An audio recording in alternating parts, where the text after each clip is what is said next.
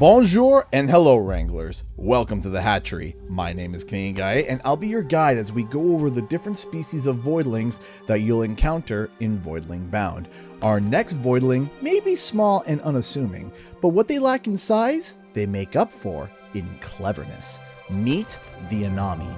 Anamis are small and smart hunters who have adapted to the blizzards and storms on planet Solemn. Their distinct gem on their heads are used during storms to help guide their young pups back home while they are out hunting. Though this creature is small and adorable, you may be shocked as to how capable they are in the field of battle. So, let's see what they can do. The Anami's main attack, Homing Gaze, like the name suggests, is a homing attack that can hit a target from nearly any range. When it locks into an enemy, it is nearly a guaranteed hit. This allows the Anami to stay far back and assault a target without ever being close to danger. Its secondary attack is Return Orb, which sends out an orb of energy that deals damage and returns back to the Anami.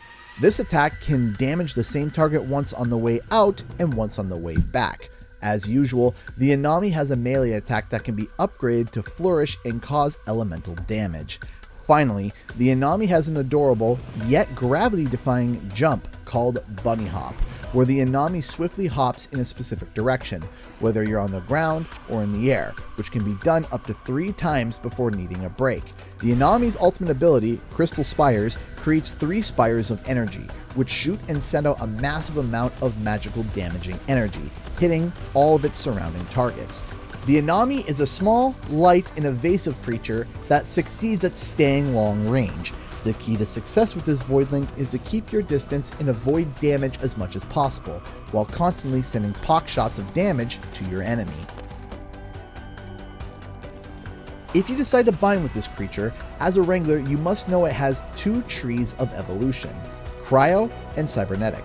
In the Cryo evolution tree, there are 2 lines you can follow, either the Fjord Anami or the Polar Anami, which are both themed around different elements of the frozen tundra. The Eternal Night Anami causes nearby enemies to fall into a cold-induced sleep whenever you execute an enemy with a melee attack, stopping them briefly from moving or attacking.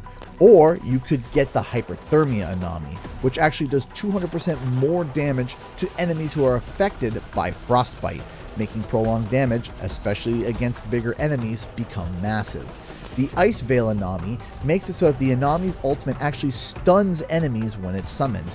Or you could get the Aurora Anami, where killing enemies gives a 10% chance of them dropping a healing aura that you can stand in and recover health from.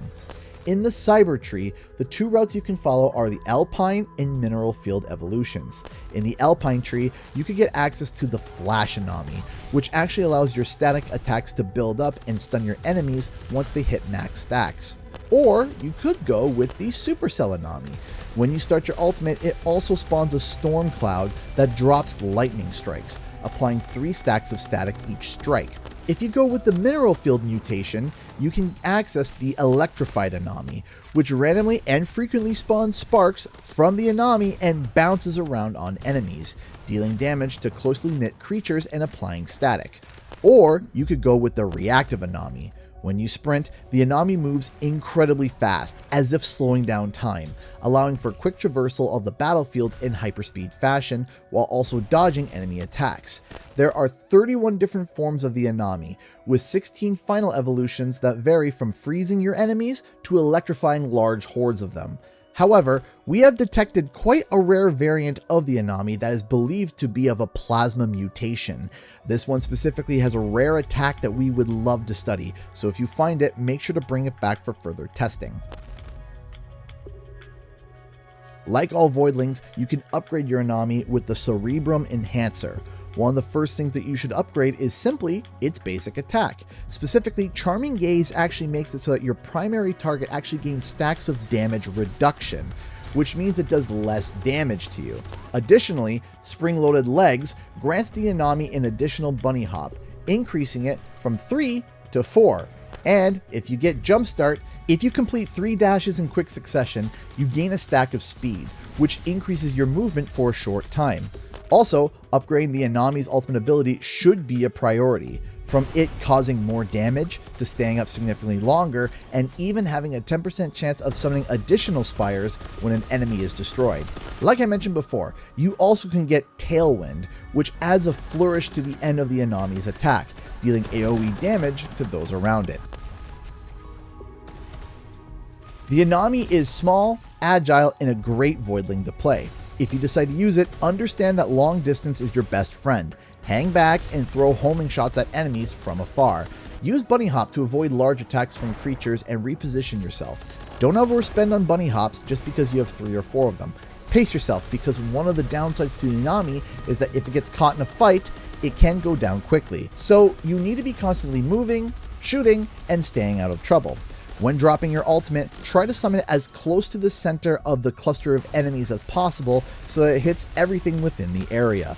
Only use melee when you're caught off guard by smaller creatures. It is typically unwise to jump into a large group of enemies with the Anami, so only do it if you have a few bunny hops left over to escape. This Voidling is actually fantastic for beginning Wranglers due to its summoning and homing nature, but that doesn't make it shallow either. There are plenty of tricks that this little fox creature can pull off to confuse the Legion forces. All you have to focus on is to not get hit, as it is not very tanky. That's all for today's Voidling Spotlight. While the Anami is a small and intelligent hunter, our next creature is our largest, with a symbiotic relationship that will make anyone tremble in fear, as it causes carnage in its wake. See you all next time.